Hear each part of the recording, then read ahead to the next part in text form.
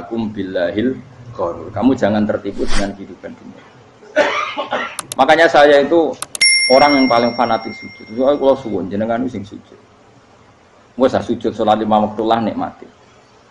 Karena sekali kamu terbiasa mensifati dunia ini penting, nanti kamu akan lupa mensifati akhirat itu penting. Dan itu awal kamu tergelincir dari ansawa isabil, dari jalan yang benar. Makanya tadi pepatahnya orang sufi apa? An-nasu niyamun wa idza matu indah. Manusia itu tidur, kalau mati baru. Terus contoh kedua begini. Kenapa Allah begitu murka ketika orang tidak mengerti hak-haknya Allah? Bukan karena Allah anarkis atau keras, tidak. Memang secara akal pasti begitu. Saya sampai tak beda ini. Ya contoh gampang-gampang saja, tak wari logika. Kalau ada orang buta lewat kemudian nabrak tembok, karena apa? Karena buta kan? Buta itu maknanya apa? Tidak tahu. Akibat tidak tahu, nabrak tembok. Ya kan? Karena tidak tahu nabrak tembok, karena tidak tahu terjatuh di sungai, karena tidak tahu terjatuh di jurang. Sekarang juga sama. Orang karena tidak tahu pentingnya agama, tidak tahu pentingnya Allah, kemudian dia fokus ke duniawi. Akhirnya ya nabrak tembok. Natijanya sama enggak? Saya ulang lagi ya. Orang buta karena tidak tahu nabrak tembok. Orang fokus untuk perempuan cantik atau melihat apa, kemudian dia tidak tahu depannya juga nabrak. Untuk menjadi nabrak itu syaratnya tidak tahu apa tahu. Bisa dua-duanya. Tidak tahu ya sebabnya nabrak, fokus ke yang lain ya bisa. Maka tidak tahu ya sebab nabrak, fokus ke yang lain juga sebab. Nah mata kita, hati kita ini sudah dipenuhi hal-hal yang tidak penting, sehingga kita lupa dari hal yang penting. Kayak tadi kita mau minum kopi saja, fokus sampai meninggalkan anak main sampai jatuh. Berarti minum kopi sebenarnya tidak satu kebodohan, tapi ketika membiarkan anak kecil jatuh itu adalah kebodohan. Sebetulnya makan menikmati dunia itu tidak kebodohan, tapi ketika Anda melupakan Allah itu menjadi satu apa? Kebodohan. Ini disebut kamu jangan terlena oleh kehidupan apa? Dunia. Nah kenapa terlena? Itu kakean delok. Mulane Nabi itu ora tau delok dunia. Nabi, saya ini tak latih gitu di wali, tapi mukadimah. Kulon itu belum pernah delok. Saya pernah punya kakak wakil bupati, punya teman gubernur banyak tuh. Kalau delok susu rawani, mereka khawatir seneng.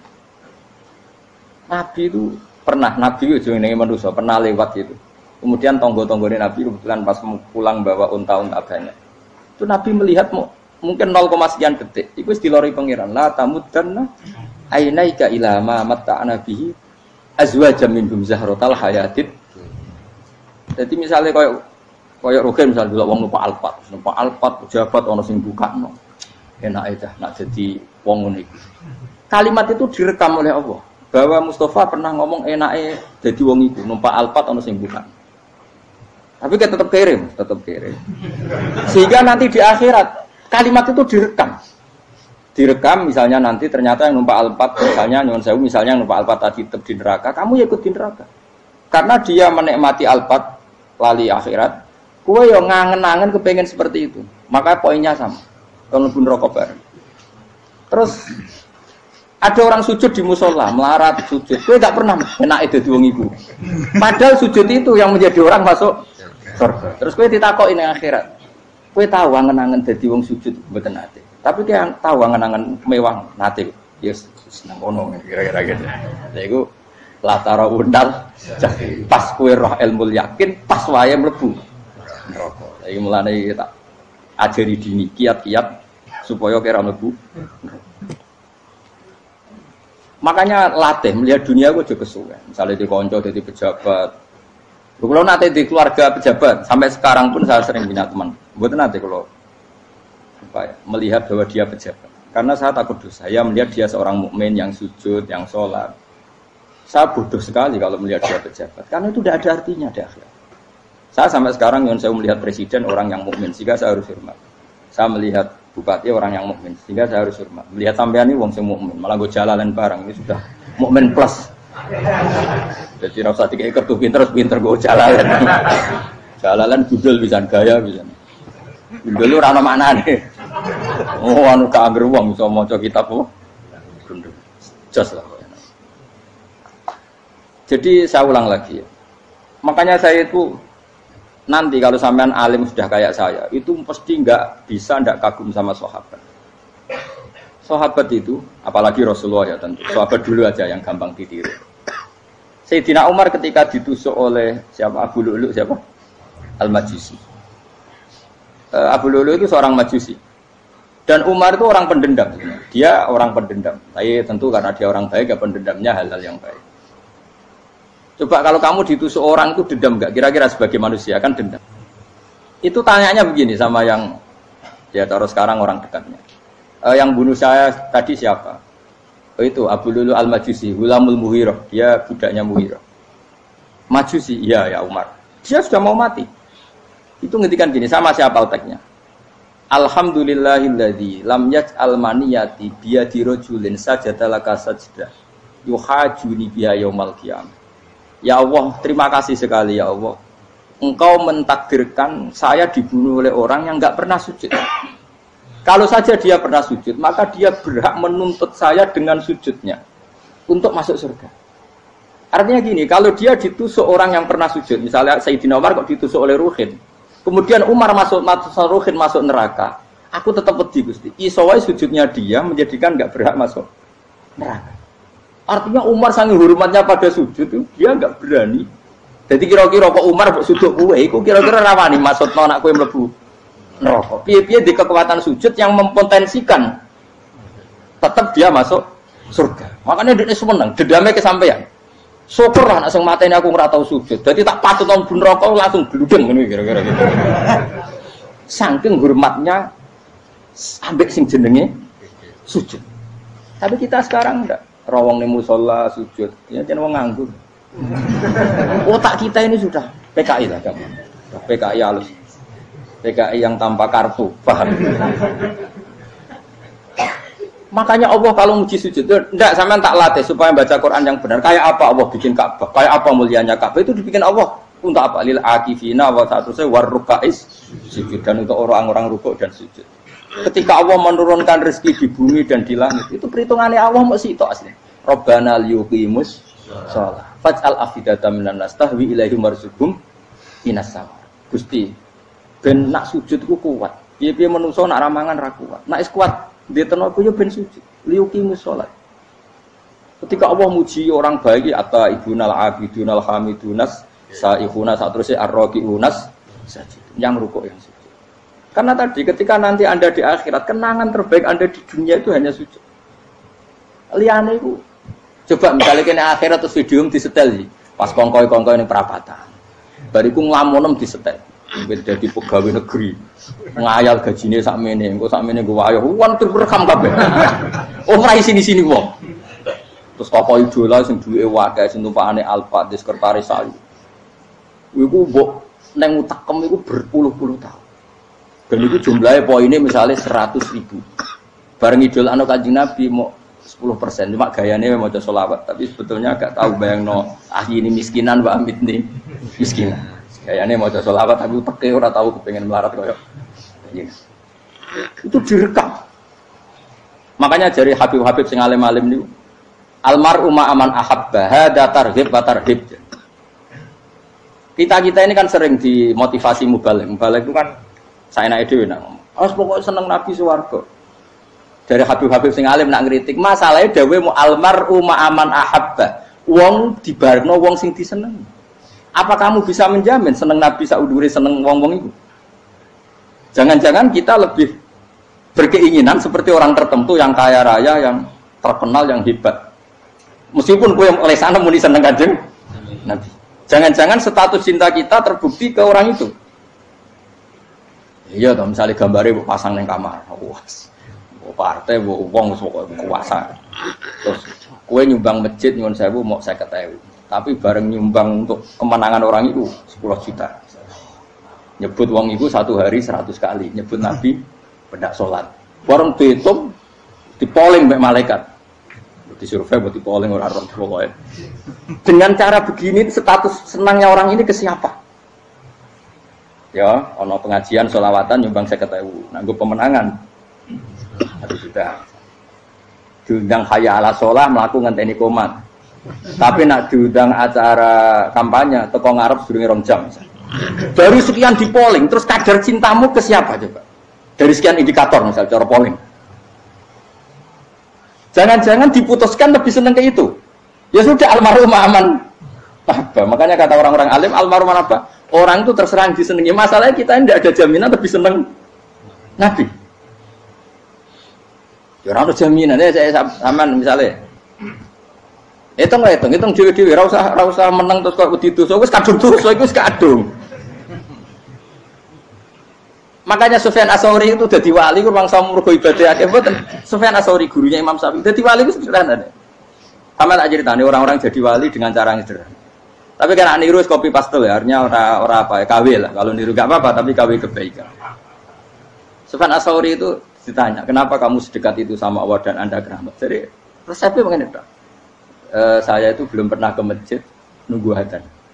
Paling gak setengah jam, 1 jam sebelum adzan itu saya sudah ada ke masjid. Ditanya, kenapa begitu? Ketoke kok kawula sing elek, moro ngenteni diceluk.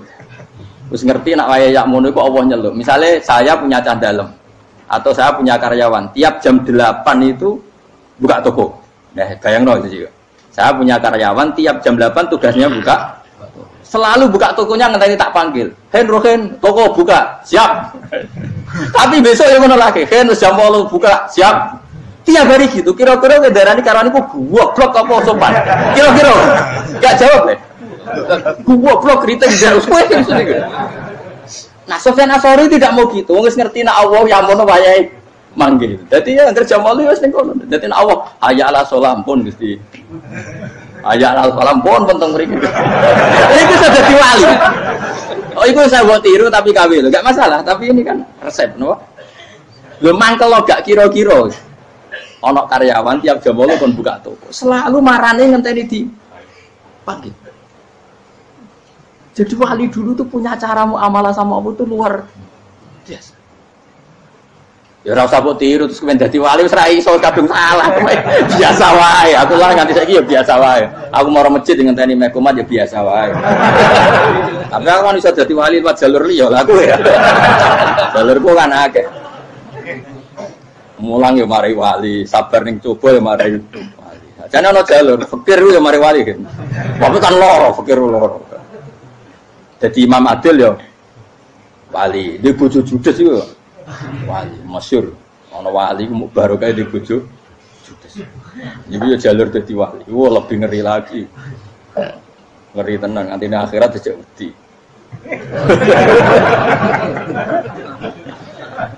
Jadi anak jote wae kan. Para suami takut istri silakan baris sing wis baris bareng sing wedok. Pak rene lho tetep moro-moro. Wong wedi bojo kegawangan ini akhirat bahaya, you know. Yes. Bahaya wong wedi bojo nganti kegawan apa? Tengah akhirat. Masyhur jadi cerita-cerita wali wis. Biasa ulang lagi ya. Latih, meskipun dari kecil latih. Makanya kamu tahu kenapa Quran itu kalau ngendikan sujud kayak gitu spesial. Balillah fa'bud wa kum minas syakirin. Jadi meskipun kita di dunia umumnya orang saya makan, saya minum. Saya juga punya istri, punya keluarga, punya apa. Tapi saya belum pernah melihat anak saya itu sebagai anak saya. Saya kalau melihat anak saya ini teman sujud saya, nanti yang meneruskan sujud saya. Saya tenan kulon bolak-balik ditanya istri saya dan agak-agak marah. Gus Pak, kenapa kamu hormat sama anak sampai gitu? Kalau nanti manja gimana? Kalau terlalu manja, saya bilang itu udah anak saya. Itu nanti yang meneruskan sujud saya, meneruskan rukuk saya. Saya nanti pasti mati dan saya butuh di bumi selalu ada yang sujud sama Allah. Dan itu yang paling dalam otoritas saya itu anak saya. Orang lain itu enggak dalam otoritas saya. Jika kita melihat anak itu ini penerus sujud saya, penerus rukuk saya. Kita enggak sudah duniawi sekali. Rumah tanah anak tua ben di rumah. Kapitalistik. PKI lah pikirannya yang ngono, Cina yang ngono. Wong fasek-fasek ning dalan yang ngono. Kowe nggawa jalalan ngalor itu percaya ngono. Jadi dulu itu kalau para nabi donga fahab li milladunka waliya yarithuni wa yarithu min ali Yakub, seorang turunan yang meneruskan tradisi sujud, tradisi. Sehingga ulama-ulama dulu kalau ndongakno anake ya min ahli sujud, wa min ahli Al-Qur'an, wa min ahli sunnah napa? Enggak apa-apa kowe seneng donya gak apa-apa. Ora usah tak warai wis seneng dhisik. Paham? Dadi iki ora usah cara Gus Bak ra apa-apa. Ora usah tak arani ra apa-apa wis mbok lakoni. Makanya pulau suwon sangat. Sujud itu luar biasa. Nanti kamu di akhirat kenangan terbaik Anda di dunia adalah pernah apa? Sujud. Bayangkan kalau itu jadi orientasi Anda. Anda berpolitik, cek melok partai Gerindra, cek Golkar, cek PDI supaya jadi penyuara sujud tidak dilarang di Indonesia karena umat Islam mayoritas. Saking mayoritasnya sampai pejabat rasolat rawani. Beberapa pejabat rasolat bakal dipilih. Itu berarti kamu berpolitik niat bikin satu pressure supaya standar orang benar adalah sing nopo sujud itu ya benar. Kok yang kaya kerja biar bisa beli tanah untuk masjid. Yang orang miskin ikut menopang supaya masjid itu berdiri. Semuanya orientasinya menuju apa? Sujud. Jadi tidak sujud itu harus jadi wong khusuk sing goblok terus sujud terus. Tahu-tahu negara dikuasai komunis misalnya. Terus akhirnya sujud gila. Termasuk menciptakan satu suasana Islami di negara ini juga berarti menciptakan keberlangsungan sujud. Karena dengan suasana Islami berarti sujud tidak dilarang bahkan dianjurkan dan sebagainya. Ini penting saya katakan karena kalau tidak diingatkan ruwet.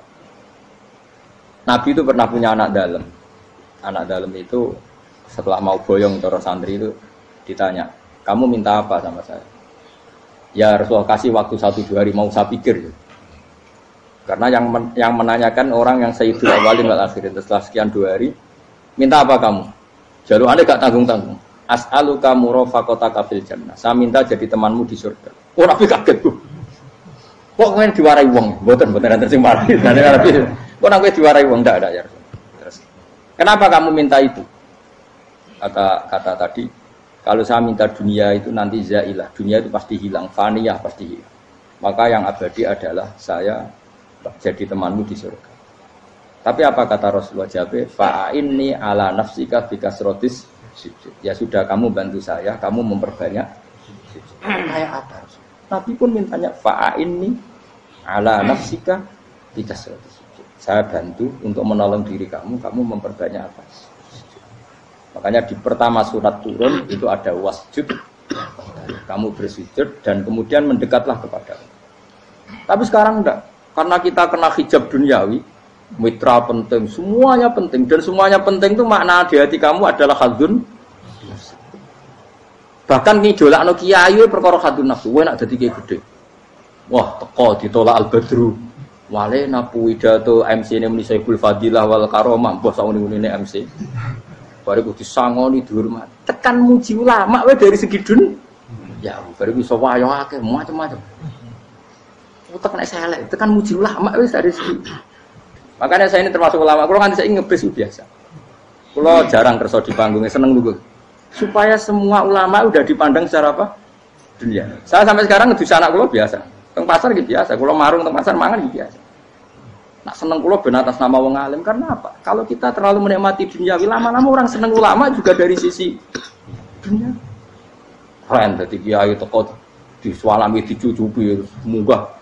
Ya enggak apa-apa itu enggak dosa tapi takut saya utek elek-elek ini ngejolakno perkara duniawi, show-nya itu lho. Jadi ngene tak pikir teko ngaji bar wis karepmu paham karepmu ora karepmu. Mulan ngarep ngaji karepmu. Mesti rugi kowe ya aku tenang ae aku. Ben orang itu latihan ikhlas napa? Latihan. Kulo kadang gitu protes ben tiyang-tiyang.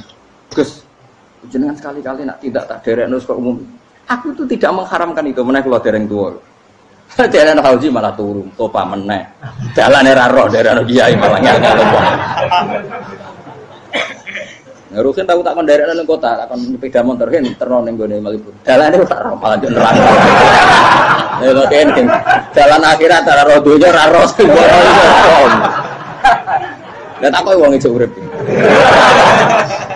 Jalan dunia ora roh dalan akhirat ora mbok roh iku apa. Repot. Jadi kenapa saya enggak mau, bukannya menolak. Saya senang kalau kiai-kiai terhormat, senang sekali. Saya senang kalau ada ulama dihormati karena supaya jadi tradisi ulama itu terhormat. Tapi jangan semua ulama mau dihormati. Nanti lama-lama jadi siklus. tekan mencintai kiai saja karena fasilitas dunia. Gue seneng jadi imam masjid akbar, masjid Istiqlal, imam besar. Seneng mergo kenal presiden, datang dikawal. Seneng jadi sudes, wah keren, sholat ngarepe Ka'bah, teko dikawal askar. Ya kalau seneng karena itu kan berarti menjadi dunia. Itu sirinya kenapa Rasulullah ketika ba'da Fathi Mekah sudah menguasai Mekah, sudah naklukkan Mekah Madinah. Nabi itu satu hari terbiasa mau sarapan saja kadang nggak ada yang dimakan. Tanya ya Aisyah, apa saya bisa sarapan? Enggak ya Rasulullah. Ya sudah saya tak puasa. Supaya tetap terkontrol bahwa umatnya mencintai beliau bukan karena kebesaran. Itu Rasul. Itu setelah periode Mekah loh, jangan kira itu periode Medina. Apa? Itu periode apa? Medina loh. Periode yang setelah Nabi punya segala. Tapi Nabi tetap seperti itu. Kenangannya Aisyah sebagai istrinya apa coba? Dia cantik sekali. Aku tahu jajal turun ngarepin Nabi terlentang. Ya Nabi tetap sholat. Nah beliau sujud sikilku tak ingkret no. Nah beliau ngadeg tak lonjoro meneh. Jadi Aisyah wa ana muqtaridotun bene adi turu terlentang. Jadi cara ya sudah terlentang. Mau Nabi nak sholat suwi dia tetap sholat. Begitu bojo ayu orang ngerasa sholat. Bojo elek ora sholat. Bojo elek amen junub meneh wae. Kowe ora kena go contoh kasus iki wong kasus. Kowe di bojo ayu prawak turu karepku sik sholat ora bos misale lho. Pemene wong jegoten wae tambah over.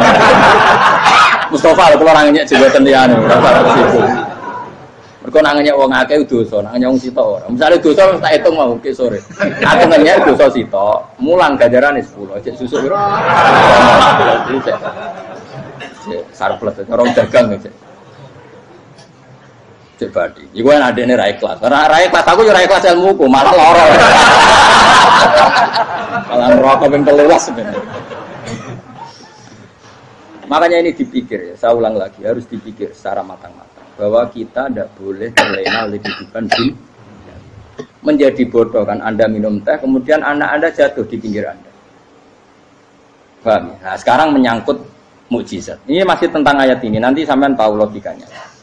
Tak beda, tidak jawab satu-satu aja. Karena iman sarannya harus tahu. Fa'lam itu tahu. Fa'lam annahu la ilaha. Ketika sekarang telur, saya memberitahu misalnya, Fen, telur ini sudah dipitik, cara kowe mungkin tor. Ayo jawab satu-satu. Mungkin kan? Mungkin. Tapi pertanyaannya, saat telur menjadi pitik kemudian mungkin, dan ayam ini bisa terbang, bisa selingkuh, bisa punya anak turun, itu menjadi mungkin itu kan kamu pun tidak ikut menciptakan. Ikut nggak kamu menciptakan telur menjadi ayam? Tidak kan? Kan di luar kudrah kamu, di luar kemampuan kamu. Tapi kamu bilang itu mungkin. Ada onta yang buting, yang sudah hamil sudah. Kamu bilang, nanti onta ini mau punya anak. Dan anaknya nanti bisa jalan seperti induknya. Kamu katakan apa? Mungkin. Tapi saat Anda katakan mungkin, Anda ikut menciptakan enggak? Enggak kan? Tetap itu kudrohnya Allah. Tetap itu. Maka para nabi itu tidak tahu bedanya antara onta yang keluar dari indukannya dan keluar dari batu. Itu syaratnya jadi nabi, syaratnya jadi wali. Nah, saya kira ono nabi. Makanya Nabi Soleh ditakoki, bukti nak kudroh pangeran itu. Lah kamu minta apa kata Nabi Soleh?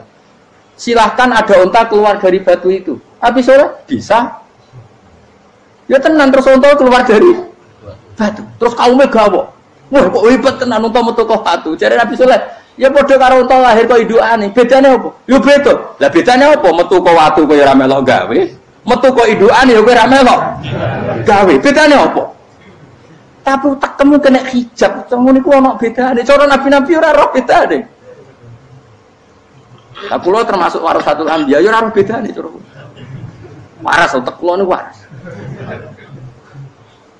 Lho lha yo misale kowe cara iman seperti itu yakin dadi wali. Wes sama amatir-amatir lah wali swasta lah. Pokoke wis dadi wali.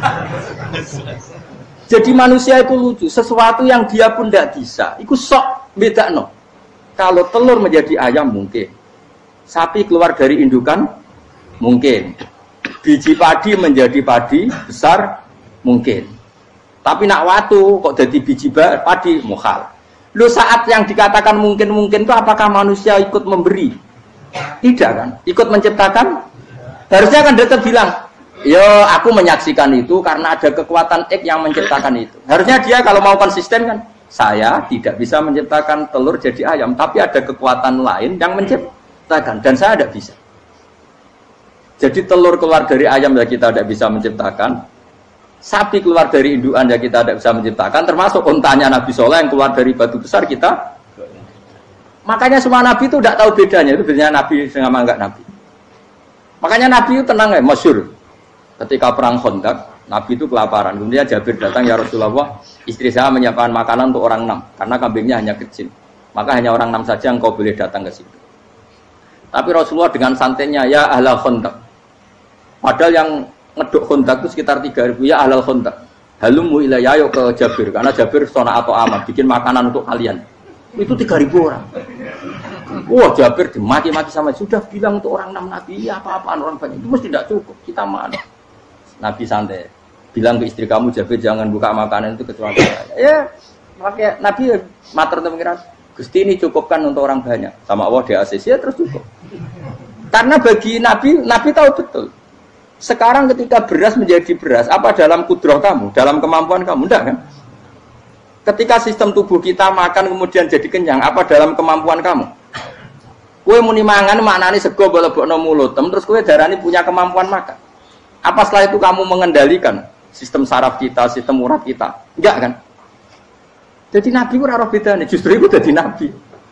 Karena dia enggak pernah terjebak, Nabi enggak pernah terjebak oleh yang dili. Makanya cara pangeran wa ma min dabatin fil ardi wala ta'iri yatiru bi janahihi illa umamun amsalukum. Ketika orang kafir minta bukti kudrohe Allah iku apa? Kanjeng Nabi didono manuk. Lah manuk terbang bukti kudrohe Allah. Ya biasa mat manuk terbang, wis suwe nak manuk terbang. Bukti kudrohe ning ndi? Iku tekek wis semper. Lha bukti kudrohe kok kowe ora iso gawe kan? Tapi maksudnya wong kafir bukti kudrohe pangeran gawe unta kok watu. Lah bedane apa mau hale unta kok watu ambek kok indukane? Bedane apa jajan? Wong ibuke unta yang ngrasa gawe. Apa ibuke unta bisa menciptakan anakan unta? Kan tidak bisa juga. Manusia juga ada. Jadi itu wis cukup jadi kudrohe. Tapi manusia angger barang sering terjadi darani mungkin. Maknane mungkin dekne sing nentukan mungkin atau tidak. Padahal zaman mungkin pun dia tidak ikut menciptakan. Ini lagi. Makanya itu kenapa Allah akhirnya bikin mukjizat supaya orang itu ingat kedahsyatan kudrohe Allah. Sebetulnya mukjizat itu tidak penting. Maksudnya tidak penting tadi untuk iman sebetulnya tidak perlu mukjizat. Makanya ketika Rasulullah SAW ingin nuruti mukjizat yang diminta orang kafir, Allah malah ngelingno inna fi khalqis samawati wal ardi wakhtilafil laili wan nar. Sajane ana langit, bumi, ada lautan, ada apa sudah bukti kudrohe. Nah sekarang mukjizat kok ngenteni unta keluar dari apa tadi? Batu, ngenteni Nabi Soleh. Lautan merah diseblak tongkatnya Nabi Musa terus terbelah. Itu dari mukjizat. Kalau itu maknanya mukjizat karena manusia tidak mampu, apa manusia mampu bikin lautan? Kan tidak mampu juga. Kenapa itu tidak dikatakan mukjizat? Lagi-lagi karena wis kena mataul huruf. Paham jelas ya? Makanya kata Allah, saiki wong ora percaya hari kebangkitan. Alasannya masa manusia jadi tanah menjadi manusia? Memangnya manusia yang sekarang hidup itu dari apa coba? Sehingga nado melok pilek, pilpres, melok dukung mendukung itu memangnya dari apa coba? Dari tanah kan? Mestinya hari kebangkitan sejati ya sekarang ini orang-orang dari tanah sekarang berkeliaran ini harus go jalalan ngalor ngidul maknani. Itu yo kok lemah. Kemudian setelah jadi tanah mati orang engkar. Wah ini nggak mungkin jadi manusia lagi. Padahal zaman sekarang jadi manusia itu karena kudrohnya manusia apa karena Allah? Karena Allah. Dan manusia sekarang dari tanah apa enggak? Dari tanah. Harusnya ya berpikir seperti itu. Kalau kudrohnya Allah bisa menjadikan manusia sebanyak ini dari tanah, tentu Allah tetap mampu nanti setelah jadi tanah menjadi manusia. Itu malah kula nu wedi mek urip nggih wedi tenan. Karena tadi dari hidup menjadi tidak tahu. Annasamun wa idza matu tidak tahu. Kita semua hanya tidur, setelah mati baru karena baru tersadar. Makanya analogi itu penting, kias itu penting. Ya saya beri contoh berkali-kali, saya menyontohkan. Sampean tak warai hujah ulama. Nanti pasti sampean taslim itu pasti nyerah. Kalau kamu disebut jeleknya oleh orang lain, kamu mangkel enggak? Mangkel kan? Itu Imam Ghazali gini, kamu tak kasih resep supaya kalau ada orang mengingatkan kejelekan kamu itu tidak mangkel. Apa itu resepnya? Misalnya gini, di baju saya ini, inna fi thawbika akroban wa hayatan. Di baju kamu itu ada kalajengking yang berbisa atau ada ular yang berbisa. Ada orang mengingatkan itu. Kamu terima kasih apa enggak? Terima kasih. Karena ada sesuatu yang bahaya di diri kamu, diingatkan, dan karena diingatkan itu Anda terus bisa menghilangkan sesuatu yang bahaya tadi. Sekarang kamu punya sifat hasud, sifat dengki, sifat riya, sifat-sifat yang buruk. Itu sesuatu yang mencelakakan kamu di akhirat. Kemudian ada orang mengingatkan itu, harusnya kan kamu matur nuwun karena sifat yang buruk kamu diingatkan, kemudian kamu berusaha Wong diingatkan ada kalajengking yang hanya madorot di badan kamu saja kamu terima kasih. Ini diingatkan ada hasud dengki yang madorotnya dunia akhir, kamu tidak terima kasih. Jadi itu ulama dulu. Jadi kalau bikin hujah itu gampang sekali. Jika ulama dulu kalau berdebat kemudian diingatkan temannya, kalau dia salah misalnya, itu ya tenang saja. Karena mereka cukup punya akal, punya analogi untuk nganggap itu biasa. Kayak diingatkan ada kalajengking di tubuh kamu. Kamu matur nuwun enggak sama yang ingatkan? Tadi saya ngaji sore, ngaji di sini cerita. Kila itu Imam Ahmad. Itu mudah mereka iman sama Allah dan Rasul. Maka na yu'minu billahi wal yaumil akhir falyukrim apa? Jaru. Kalau kamu iman sama Allah dan Rasul maka muliakan tetangga. Itu ada seorang ulama dipanggil tetangganya, ayo ke rumah saya. Setelah sampai, dah pulang saya tidak jadi butuh. Sampai di rumahnya dipanggil lagi. Ke situ lagi, dah pulang lagi saya sampai 3 kali. Itu si ulamanya senyum-senyum santai. Ketika pemuda tadi insaf dan minta maaf, kenapa Pak Ulama kamu kok tenang saja? Jawabannya enggak. Kata Rasulullah, saya disuruh hormat tetangga. Saya senang sekali bisa melakukan perintah Rasulullah. Jadi saya nurut kamu itu tidak ada urusannya dengan kamu karena perintahnya Rasulullah. Nangis pemuda tadi. Kalau kita kan enggak, gengsi dong, giambar. Ini kan kita gayanya mulai sunnah Rasul, tapi utek itu jihadun. Nah kalau kamu sudah gitu, tak daftar jadi wali, mbok KPU-ne oleh nyetujui mbok kapan roh nanti. Saya ulang lagi, jadi kamu harus terbiasa dengan kias yang diajarkan Quran ya. Jadi ketika bibijian jadi pohon besar, itu pun kamu katakan mungkin. Padahal ketika kamu katakan mungkin, kamu pun tidak ikut menumbuhkan bibijian jadi pohon asam yang besar. Itu menunjukkan kudrohnya Allah. Artinya sebetulnya kamu hidup semuanya itu hanya menyaksikan kudrohnya Allah tanpa kamu memberi kontribusi. Kenapa kamu yang menentukan mohal dan tidak mau? Harusnya mau taslim menyerahkan diri nak kabeh mau nyakseni kekuasaane Allah. Itu sing dimaksud Quran apa ya tanazzalul amru bainahunna lita'lamu annallaha ala kulli syai'in qadir wa annallaha qad ahata bi kulli syai'in ilma. Alam raya dibikin variasi kayak gini mau tujuannya Allah supaya kalian menyaksikan kemampuannya. Warna jelas ya. Makanya ketika ada pangeran, ketika bumi yang sudah mati tak hidupkan dengan hujan, begitulah kadzalikan nusyur. Ya kira-kira seperti itu proses sesuatu yang mati menjadi hidup lagi. Jangan lupa